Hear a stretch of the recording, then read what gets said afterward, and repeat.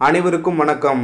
Ukraine நாட்டின் மீது போர் தொடுத்த நாளில் இருந்து ரஷ்யா தனது கச்சா எண்ணெய் மற்றும் சுத்திகரிக்கப்பட்ட எரிபொருட்களுக்கு மாற்று சந்தைகளை கண்டறியும் முயற்சிகளை தீவிரப்படுத்தியது.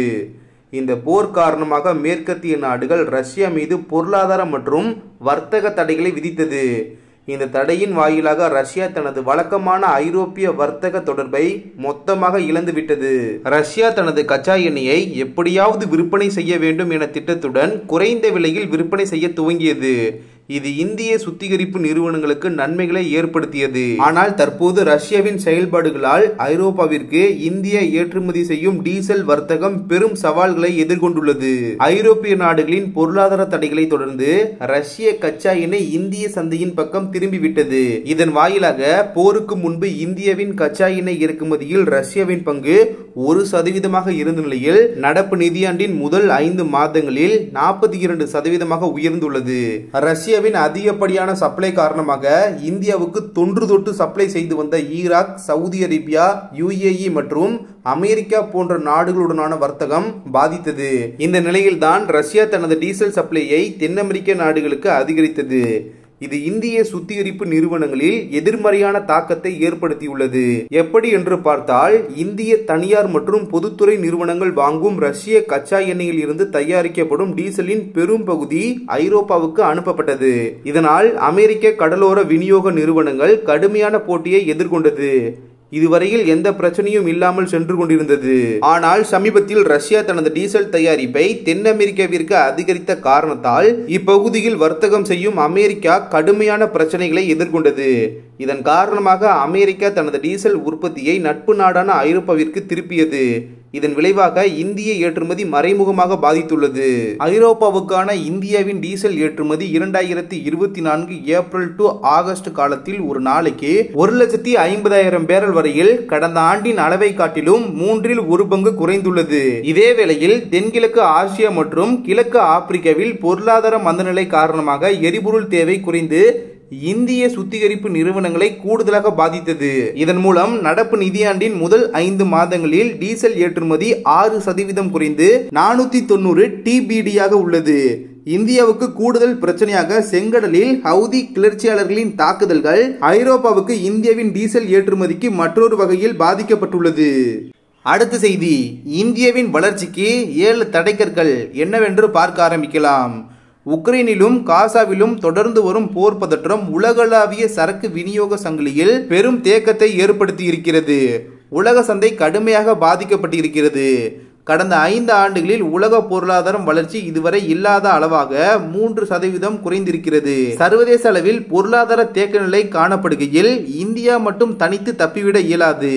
சக்தி வாய்ந்த பொருளாதாரமாக இந்தியா மாற உலக பொருளாதார சூழலும் ஒத்துழைக்க வேண்டும். கடந்த 10 ஆண்டுகளாக இந்தியா வளர்ந்த தேசமாக மாறுவது குறித்து அவநம்பிக்கையுடனேயே பேசப்பட்டு வந்துள்ளது. அதற்கேற்ப சமாளிக்க முடியாத சில சிக்கல்களை நாடு எதிர்கொண்டு வருகிறது. வளர்ச்சிக்கு அடிப்படையான நேர்மறை சிந்தனைகளை வளர்க்காமல் விஷ வித்துக்களை தூவும் மோசமான கருத்தாக்கங்களை நாடு தற்போது எதிர்கொள்வது போல வேறெப்போதும் கண்டதில்லை. இது தேச வளர்ச்சி தொடர்பான மக்களின் சிந்தனையை தடம் மாற்றுகிறது. பாரத பிரதமர் திரு நரேந்திர மோடி அவர்களின் கனவான வளர்ச்சி இந்தியா என்பது எந்த அடிப்படையில் சாத்தியமானது என்ற கேள்விக்கான பதிலை பார்த்தால், இதற்கு கடந்த 2 பதவி காலத்திலும் அவரது ஆட்சி திறனே ஆவண சாட்சியாக நிற்கிறது. உறங்கி கிடந்த பொருளாதாரத்தை விழிப்படைய செய்வதில் பாரத பிரதமர் அவர்கள் வெற்றி பெற்றிருக்கிறார். மந்த சூழலை மீறி எந்த விரயமும் இன்றி மக்கள் நலத்திட்டங்கள் முழுமையாக நடைமுறைப்படுத்தப்படுவதை அவர் உறுதிப்படுத்தியிருக்கிறார். சமையல் எரிவாயு இணைப்புகள், நியாய விலை கடைகளில் இலவச உணவு தானிய விநியோகங்கள், கிராமங்களில் கழிவறைகள் அமைத்தல், வீட்டு வசதி திட்டங்கள், அனைத்து வீடுகளுக்கும் குடிநீர் இணைப்பு, சாலைகள் விரிவாக்கம் போன்ற திட்டங்களை பாரத பிரதமர் திரு நரேந்திர மோடி அவர்களின் அரசு இதுவரை காணாத வேகத்தில் நிகழ்த்தி காட்டியிருக்கிறது. இதன் விளைவாக வறுமை கோட்டுக்கு கீழே வாழ்பவர்களின் எண்ணிக்கை பெருமளவில் குறைந்திருக்கிறது. தற்போது உலக அரங்கில் மிக வேகமாக வளர்ந்து வரும் பொருளாதார நாடாக இந்தியா உள்ளது. இந்தியாவின் ஒட்டுமொத்த வளர்ச்சி விகிதம் 8%க்கும் மேலாக உள்ளது. உலகில் எந்த ஒரு நாடும் இந்தியாவின் ஜிடிபி வளர்ச்சி விகிதத்துக்கு இணையாக இல்லை. ஆனால் இது போதாது. இலவச கவர்ச்சி திட்டங்களை விட வறுமையில் இருந்து வெளியேறிய கோடிக்கணக்கான நாட்டு மக்களின் எதிர்பார்ப்பு மிக உச்சத்தில் இருக்கிறது. இந்த அதீத விளைவை பூர்த்தி செய்வது லேசான காரியமல்ல. பல கோடி இளைஞர்களின் கனவுகள் முன்னெப்போதும் இல்லாத அளவுக்கு உயர்ந்திருக்கின்றன. அவர்கள் தரமான வாழ்க்கை வாழ விரும்புகின்றனர். இந்த எதிர்பார்ப்புகளை அரசு பூர்த்தி செய்யுமா என்ற கேள்விக்கு பதில் எளிதானதல்ல. ஏனெனில் இந்தியாவின் வளர்ச்சிக்கு முட்டுக்கட்டையாக 7 தடைக்கற்கள் அமைந்திருக்கின்றன. இந்தியா எதிர்கொள்ளும் சவால்களில் மிகவும் முக்கியமானது வேலைவாய்ப்பின்மை பிரச்சனைதான். அண்மையில் வெளியான பொருளாதார ஆய்வு ஒன்றில் ஆண்டுதோறும் குறைந்தபட்சம் 78.5 லட்சம் புதிய வேலைவாய்ப்புகளை உருவாக்குவது கட்டாயம் என்று தெரிவிக்கப்பட்டிருக்கிறது. இதற்காக ஸ்கில் இந்தியா போன்ற 5 திட்டங்களை மத்திய அரசு நடைமுறைப்படுத்தி வந்தாலும் அவை தற்காலிகமானவையாக காட்சியளிக்கின்றன. கிளிச்சல்களை மறைக்க தைப்பது போன்ற இந்த உத்திகளால் அடிப்படை பிரச்சனைகளை தீர்க்க இயலாது. இதைவிட சிக்கலான பிரச்சனை வேலைக்கேற்ற தகுதியான நபர்கள் கிடைப்பது சிரமமாகி வருவதுதான்.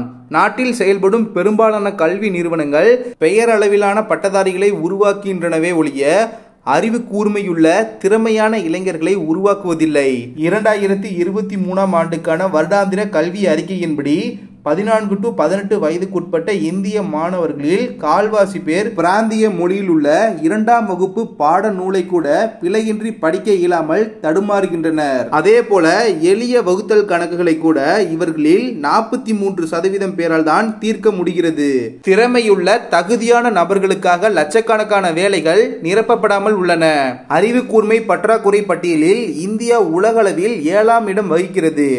வேலை வாய்ப்பை வழங்கும் நிறுவனங்களில் 81% திறனுள்ள பணியாளர்கள் கிடைப்பது அரிதாக இருப்பதாக கூறுகின்றனர். திறனுள்ள பணியாளர்களுக்கான இடைவெளி 20 லட்சம் முதல் 25 லட்சம் வரை இருக்கிறது. திறமையான வேலைகளுக்கு நபர்கள் தட்டுப்பாடு இருக்கும் அதே வேளையில் பல கோடி பேர் வேலை வாய்ப்பின்றி இருப்பதுதான் முரண்பாடான சிக்கல். சீனாவுடன் வர்த்தக பற்றாக்குறை.